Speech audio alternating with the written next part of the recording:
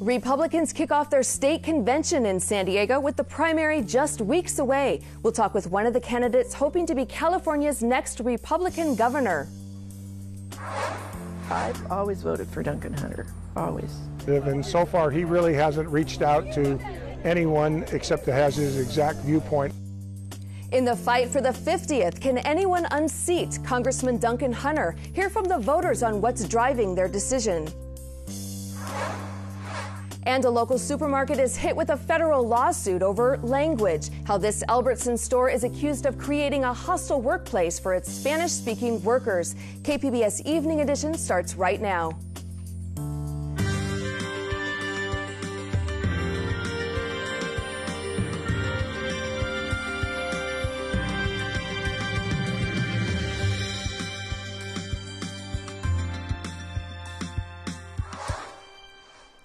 Good evening. Thanks for joining us. I'm Susan Murphy. With just 1 month to go before the state primary elections on June 5th, the California Republican Party is holding its annual convention in San Diego. It's happening downtown at the Sheraton San Diego Hotel and Marina. Some of the marquee speakers include Iowa Senator Joni Ernst and Linda McMahon, who serves on the Trump Cabinet Small Business Administration. Party members will also decide whether to make an official endorsement for the race for governor. One of the candidates hoping to land that endorsement is John Cox. Recent polls show him in position to claim one of the two spots needed to advance for the general election. KPBS producer Michael Limpkin talked to the Rancho Santa Fe resident as part of our election coverage. John Cox, welcome. Thank you, Michael. Great to be with you. A recent article called you a retro Republican from a pre-Trump era. Is that a fair characterization of you? I'm a Jack Kemp Republican, which means I believe in opportunity, I believe in growth, I believe in government, but I believe in small, efficient, not wasteful government. I believe in immigration, legal immigration. I celebrate the fact that America is a magnet for people, talented people from all over the world who want to come to America. So I was on Jack Kemp's steering committee when he ran for president in 1987. I was also one of the first members of the Club for Growth, which is where Larry Kudlow comes from. So, you know, Larry Kudlow is now President Trump's economic advisor. And so to the extent that that's a connection, I'm a Trump Republican and a Reagan Republican and a Kemp Republican. And I actually think that those are all relatively compatible. You've been public about the fact that you did not vote for President Trump in the 2016 election. Yeah. And you've said that you don't like the harsh language he uses on Twitter sometimes.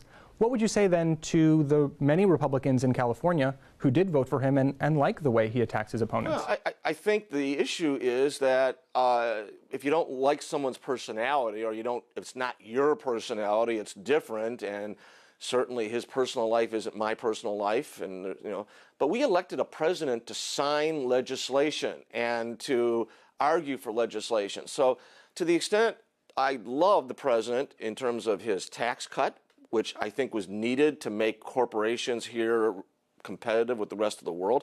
Our tax rates were way higher than the rest of the world, and we were losing a lot of business. To the extent that he's cut regulations, small businesses like mine have been choked under regulation, and they continue to be in California, which is something I'm going to change. To the extent that he has stood up for the fact that we've got this border that's porous, that's letting drugs and guns and gangs into America, which shouldn't happen. None of us wants to live next to MS-13, I hope. Those are things that I absolutely agree with, and I think most Republicans, and frankly, I really think most Democrats agree with the fact that we have too much tax and too much regulation and too porous a border. So I think those are policy issues that are great. You say you want to cut taxes. You say you want to cut regulations. You say you've said in the past that you don't support California's sanctuary state laws. Not at all. Those are things that your Republican opponent, Travis Allen, also believes. So where do you see the difference ideologically between you and Assemblyman Allen? Well, actually, ideologically, there may not be a huge difference. He's an assemblyman. He was a stockbroker. I actually built a business, started with nothing, by the way. My mom was a single mom on the south side of Chicago, as you know, and I built it to be a $200 million enterprise with 100 employees, and I've managed employees for 35 years. I've managed budgets. I've managed goals and met goals and forged solutions in the private sector. My young opponent has not really had much business experience whatsoever. He's a stockbroker by trade, kind of a salesman. He's a really good speaker in many ways, salesman kind of thing. But I think this job requires somebody who's had the maturity and the experience of running a large organization, which I have. And, I'm not the only businessman that could do it, but I am running right now. And I think the people of this state want better management. They want to fix to a lot of the problems that we have here, Michael, and we've got a whole lot of them that can be fixed. One of the things you're trying to change is the gas tax in California. You're one of the leaders of the repeal effort.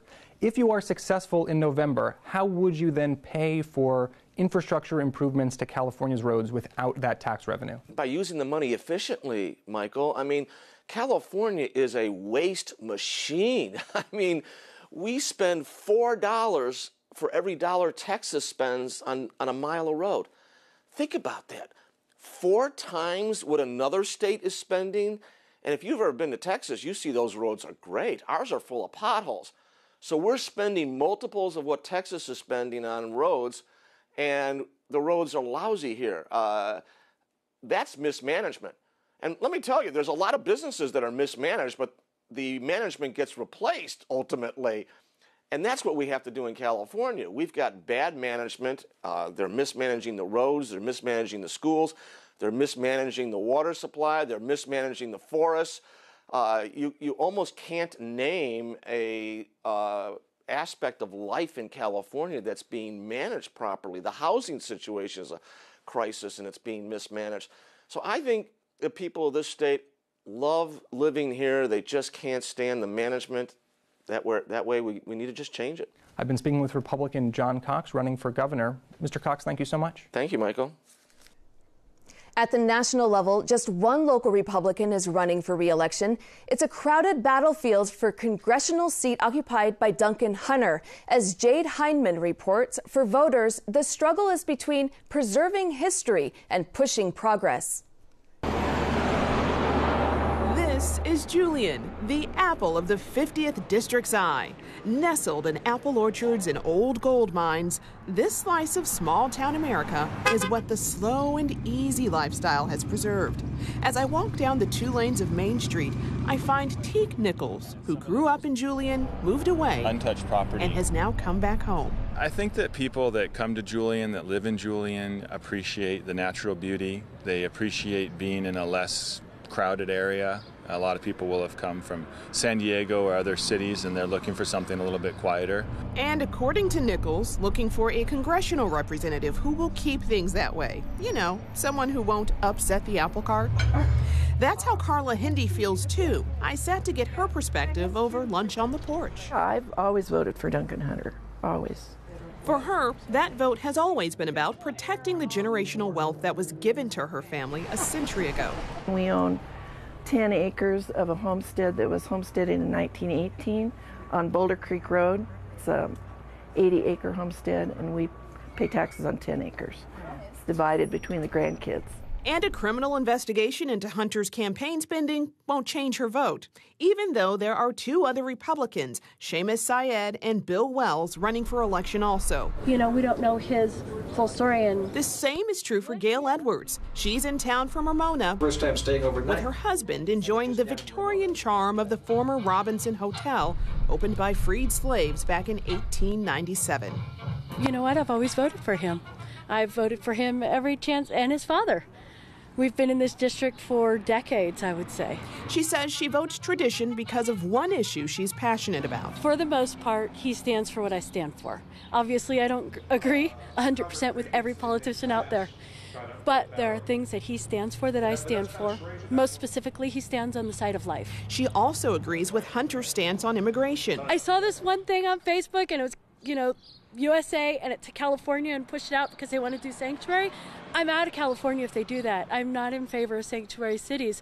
I believe the term illegal alien represents the word illegal. No human being will ever be legal. Head out of the backcountry and into the city, and there are dozens of people rallying in support of DACA and a Democrat who's seeking election. Hey, so we're here today to defend Amar Campa-Najjar. We're here to defend the dream. My name is Amar Campa. I'm running for Congress. Two other Democratic challengers, Josh Butner and Patrick Malloy, along with an independent, Richard Carl, are also running for the seat. Jim Nielsen of Valley Center is among the crowd, pushing for DACA and a Democratic change in leadership. And I think it's time to flip the 50th. And even though I would be considered a moderate Democrat, I'm not in favor of the policies that Hunter has done.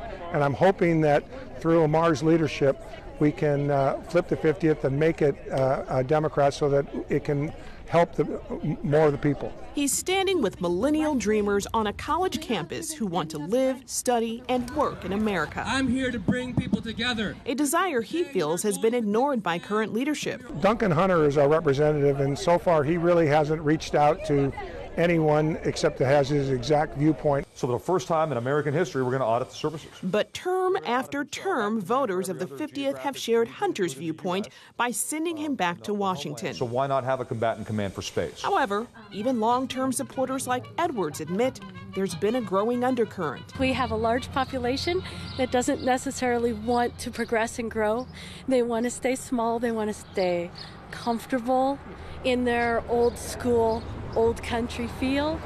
So there is that mix of people who want to progress and people who don't want to progress. For voters in the 50th, the fight is between preserving one version of history and progressing into the future.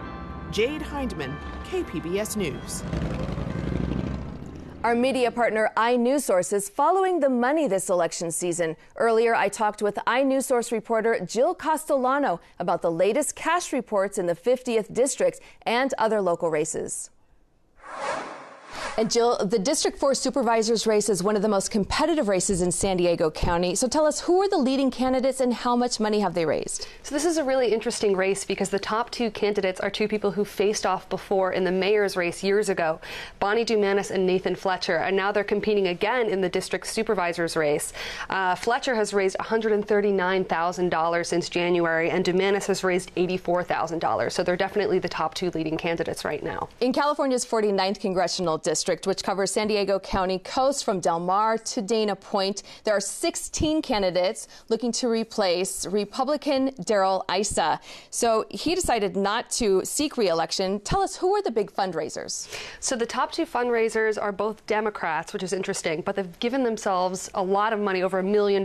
So if we cut those out of the picture, the top fundraiser is Mike Levin, who's a Democrat and an environmental attorney. He's raised $1.5 million in this race, which is a lot of money. And second is Doug Applegate, who's a retired Marine colonel, who's also a Democrat, who's raised $816,000. So the top two fundraisers in this race are Democrats. Okay, and in the 50th Congressional District, which covers eastern San Diego County and part of Riverside County, incumbent Republican Duncan Hunter is facing an FBI investigation into his campaign funds.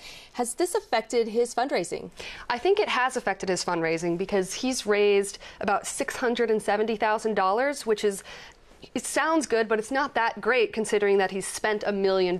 So he's spending more money than he's taking in right now, which is not good for the health of his campaign. And the top fundraiser is actually a Democrat in this race right now, Amar Campa-Najjar, who's a businessman, and he's raised $725,000. Jill Castellano, thank you so much for joining us. Thank you for having me. iNewsSource is an independently funded nonprofit partner for KPBS. As the June primary nears, KPBS News will continue to reach out to candidates. You can see more of our election coverage at kpbs.org/election. A major issue for voters is affordability, from housing to education. A new report from a California think tank finds the cost of housing is one of the major reasons people move out of the state. KPBS reporter Eric Anderson has details. California lost more than 1 million residents between 2006 and 2016 when researchers compared how many people moved out of the state and how many people moved in. A trio of reports from the nonpartisan group Next 10 finds that people are not moving because they can't find work, they can't afford housing. Next 10 founder Noel Perry says people making less money are struggling the most. That's because they were rent and house burden. Specifically, that means you're paying at least 30% or more of your income for your housing, and in most instances, this relates to rentals. So it's not an issue of whether or not there are jobs in California, because there are. Perry says the report finds the housing situation is getting worse and there's a growing gap between the earnings of the rich and the poor. Now, the report also found that high-wage jobs encourage people to move to California, and high-wage incomes are climbing faster than middle or low-wage incomes. Eric Anderson, KPBS News. A local Albertsons supermarket is facing a federal lawsuit alleging it banned employees from speaking Spanish. The U.S. Equal Employment Opportunity Commission says it's a violation of the Civil Rights Act and created a hostile work environment. The particular store is located on Lake Murray Boulevard. The lawsuit alleges complaints filed by employees were not acted on. Albertsons' corporate office put out a statement saying it does not have an English-only policy for workers. The Trump administration is pressing forward with the plan to end temporary protected status for Hondurans. Their country was granted the status in 1999 due to a catastrophic hurricane. The temporary protected status was set to expire in July, but now will be extended to 2020 to allow families time to prepare. An estimated 86,000 Hondurans will be impacted by the decision, which could lead to deportation. Many of the asylum seekers we've been covering the past few weeks are from Honduras. The San Diego Union-Tribune now reports the final group of people have been processed by U.S. officials at the San Ysidro port of entry. More than 200 members of an annual caravan are seeking asylum because they say their home countries in Central America are too dangerous. The county settles 2 of 15 sexual misconduct claims against a sheriff's deputy. Organizers of events designed to empower women and girls in San Diego are sued for excluding men. And the race to replace Governor Jerry Brown. Join us for the KPBS Roundtable tonight at 8:30. It's going to be a hot weekend with highs near 80 along the coast and triple digits in the deserts. Justin Povic has details in tonight's forecast. As we look ahead into the short term, I'm sure we're all looking forward to the weekend. Quite warm, and there's going to be quite a bit of sunshine. Could we see changes next week? I'll explore that here coming up in just a short moment or two. But notice, first off the bat here, satellite and radar very quiet. La Jolla, Oceanside to the north, and then Chula Vista Point south, inland toward Ramona, Borrego Springs, Mount Laguna. All very tranquil. In fact, you have to go well to the north toward the Bay Area to even find a few clouds. Once again, locally and regionally, it's looking very quiet throughout the evening and the late night as we drop down to 59. Other locales, a little bit on the cooler side out toward Mount Laguna. I mean, just a bit down to 50 degrees. Borrego Springs at 66 and going to be sizzling as we venture our way into the weekend. Ample sunshine, especially just a tick out from the immediate shoreline. Chula Vista up to 77, Oceanside at 80, San Diego 77. And hey, that is above normal. We need the rain. Instead, we're going to have the sun and the warmth. In terms of air quality, looking at, again, some moderate levels here throughout the evening. And as we talk about Saturday, some of those levels could creep in toward the moderate, potentially unhealthy range. And they kind of scale back as we go into the overnight and then come back to the moderate range as we talk about Sunday afternoon. But the heat's building over the interior in the coming day. It's going to have just a subtle influence at the immediate shoreline that'll knock the temperatures down a bit. There'll be a few clouds around 70s, a general rule of thumb here from Sunday to Wednesday, but no welcome needed rain, unfortunately, here in sight. Over the inland locations, notice a subtle drop in the mercury from the 90s back into the 80s. Mountainous terrain, a little breezy as we work our way through the weekend. Otherwise, some 70s out there. And sizzling into the mountainous terrain, well, sizzling into the desert terrain as well. So we're talking about the 100s. Maybe just we'll say warm over the mountainous terrain. For KPBS News, I'm meteorologist Justin Povic. Back to you, Susan.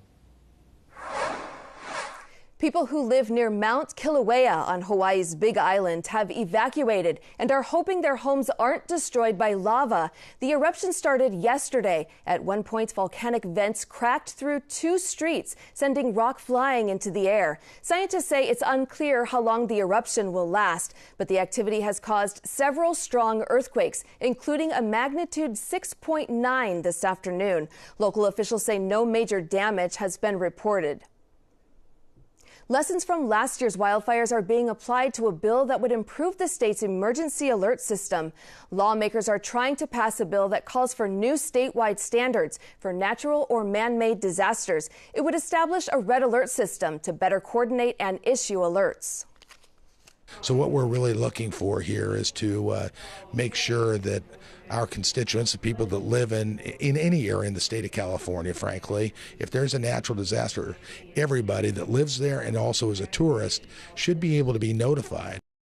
Authors of the bill say last year's wildfires in Northern California exposed flaws in the current system. Some residents could not receive updates or evacuation alerts due to fallen cell towers. Millions of tax dollars will be spent on a major transit plan for the San Diego region. Those who prioritize how to spend the money need public input, and the deadline to submit comments is less than a week away. KPBS North County reporter Allison St. John has the story.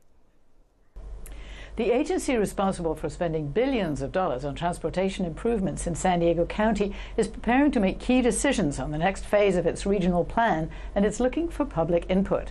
There have been a series of open houses around the county where people talked about the issues and submitted comments on what the priorities should be for spending in the future.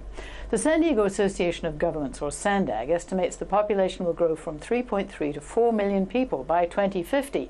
So, how to avoid gridlock? One idea is mobility hubs, where people could access a broad array of public and private shared transport. This could shift options away from driving alone in your own car and toward options that could be more efficient and less expensive. The current plan till 2050 would cost an estimated $204 billion. There are lists of projects, 37 road projects, 41 public transit projects, and 103 bike projects. So the question is, where will the money be spent first? You can find out more about the options on the website sdforward.com, and SANDAG is accepting email comments till next Wednesday, May 10th. The board will also pick between 3 options with more or less generous funding streams. Possible sources of money include a new sales tax, a federal gas tax increase, and a statewide mileage-based fee. By the way, it's worth noting that a big chunk of the money for projects currently underway, like the I-5 expansion, is coming from the California gas tax that voters could decide to repeal in this November's election. From the North County Bureau, Allison St. John, KPBS News. Disney on Ice is back at the Valley View Casino Center. The characters from Frozen are dazzling fans. KPBS Arts Calendar editor Nina Guerin talks to 2 sisters from Escondido who are following in the footsteps of Elsa and Anna. Guess where I am? I'm in Arendelle as part of Disney on Ice Presents Frozen. And I'm here with sisters Kara and Jana Klingseis, who are in the show and are also sisters like Elsa and Anna. So I'm going to start by asking, what is it like to skate together? It's great to skate together. We've always had a really close relationship. We're best friends, so we always really enjoy skating. And so you trained in Escondido, part of San Diego County. What is it like to come back and perform in front of your friends, family, and your hometown? It's really an amazing experience. Like, it's a dream come true to skate with Disney on Ice, and coming back to where I trained and where I started skating. I think it's really fun to see my friends and family in the audience, and seeing the little kids in the audience is great. And what about you? How do you feel performing in San Diego?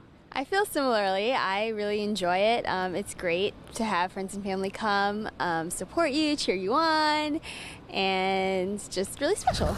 So how do ice skaters from San Diego make it into Disney on Ice? What did you need to do to have your dream come true? You have to train really hard, practice a lot, be dedicated to what you do. Usually there's an audition process, you send in a video, and just really love it and train really hard.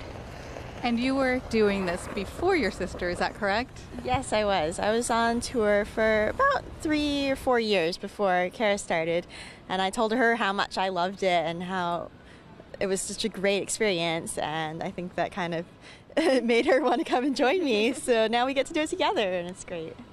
So because it's Frozen and it's about sisters, is it extra special that you're doing this together? Yeah, I think so. I think just like seeing Elsa and Anna on the ice and having that special sister connection, and then we relate to that too, I think it's really special for us. And you can see the Klingsai sisters as citizens of Arendelle during Disney on Ice Presents Frozen, happening this weekend at Valley View Casino Center. For KPBS Arts, I'm Nina Guerin.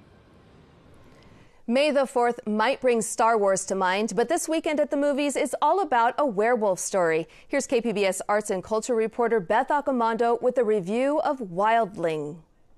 No matter how grown up we may think we are forever receptive to the allure of a good bedtime story. Do you want to hear a story about the wildling? Well, yes, especially when you have a slightly creepy Brad Dourif offering up the tale to a wide-eyed little girl locked in a room for her own safety. Wildling is a clever reimagining of werewolf lore using a present-day setting and a female twist. It understands the particular tragedy of a person that cannot contain or understand the monster that lies within. Wildling mixes the normal emotional upheavals of a teenager with the heightened tensions of a young girl discovering the dark secret of her past in order to deliver a compelling modern werewolf story. Beth Accomando, KPBS News. You can find tonight's stories on our website, kpbs.org/evening edition.